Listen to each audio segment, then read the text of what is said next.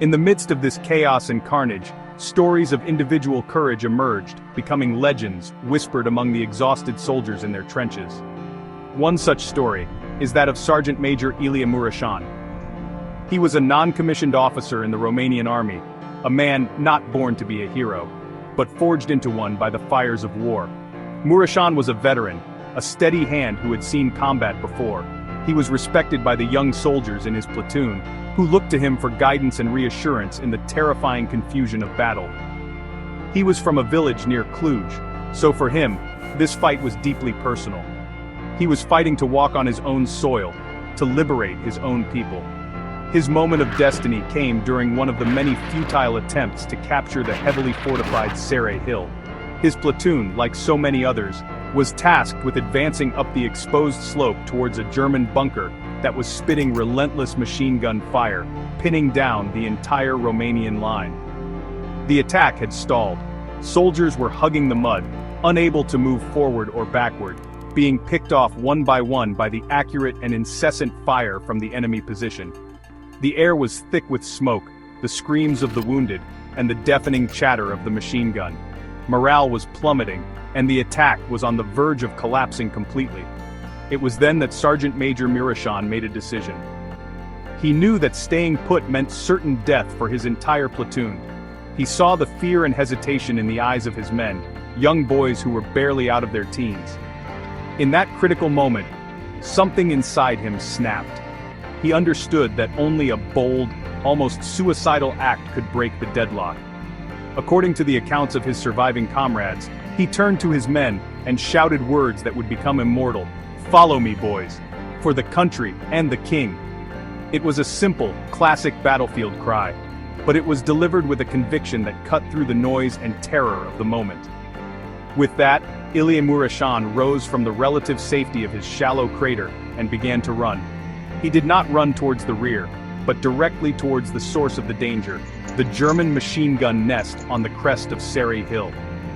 He held his submachine gun ready, a lone figure charging into a hail of bullets. His incredible act of bravery stunned his own men for a second, and then, inspired by his example, they too rose. One by one, then in groups, the soldiers of his platoon got to their feet and followed their sergeant into the storm. Mureșan's charge had turned the tide of the platoon's fate, transforming a pinned-down unit into a determined assault force.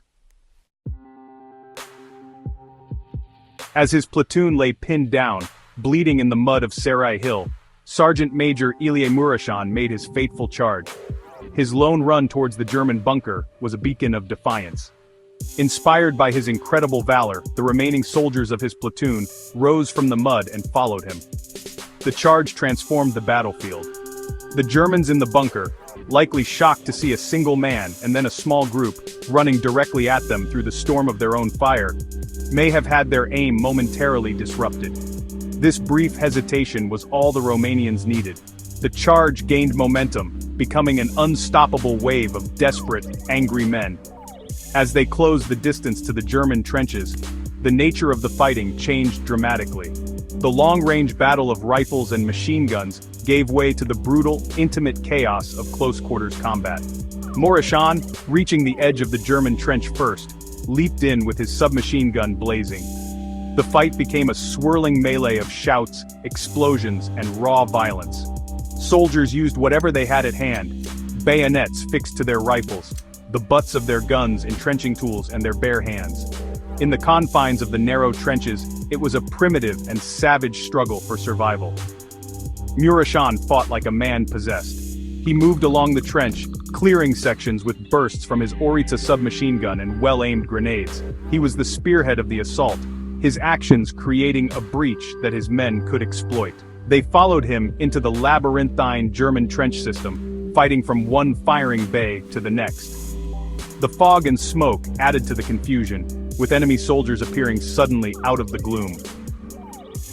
It was a soldier's worst nightmare, a chaotic brawl where friend and foe were intermingled, and every corner could hide a new threat. Sadly, heroism on the battlefield often comes at the ultimate price. During this ferocious fight, while clearing the final stretch of trench leading to the main bunker, Sergeant Major Ilie Mureșan was struck down by enemy fire. He fell, having given his life to break the enemy's line and save his men.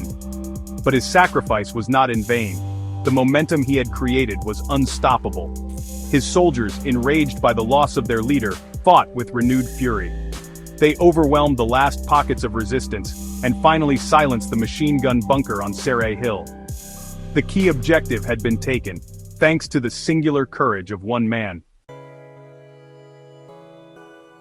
The capture of Cerei Hill, spearheaded by the sacrifice of Ilie Mureșan and his platoon, was a turning point in the Battle of Turda. With this key defensive position in Romanian hands, the entire German line became untenable. Romanian and Soviet artillery could now be brought forward to dominate the remaining enemy positions, and the infantry had a secure foothold from which to launch further attacks. The psychological impact was also immense. The fall of such a stubbornly defended hill broke the morale of the German and Hungarian troops, who began a fighting withdrawal from the area. The gates to Transylvania had been forced open. The cost of this victory, however, was staggering. The battle for Turda, which lasted for nearly a month, resulted in tens of thousands of casualties for the Romanian and Soviet forces. The fields and hills around the city were littered with the graves of soldiers. Every meter of ground gained was paid for with blood. The Romanian Fourth Army, which bore the brunt of the fighting, suffered immense losses. Entire companies were wiped out, and platoons were reduced to a handful of survivors.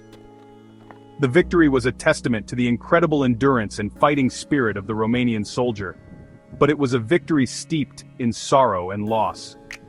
Following the breakthrough at Turda, the road to Cluj, the historical capital of Transylvania, was open. The combined Romanian-Soviet forces advanced rapidly, pushing the exhausted Axis defenders back. On October 11, 1944, Romanian troops triumphantly entered the city of Cluj. It was a moment of immense national pride and emotional significance. For the soldiers, especially those from Transylvania, it was the culmination of their struggle. They were greeted as liberators by the Romanian population of the city, welcomed with tears, flowers, and embraces.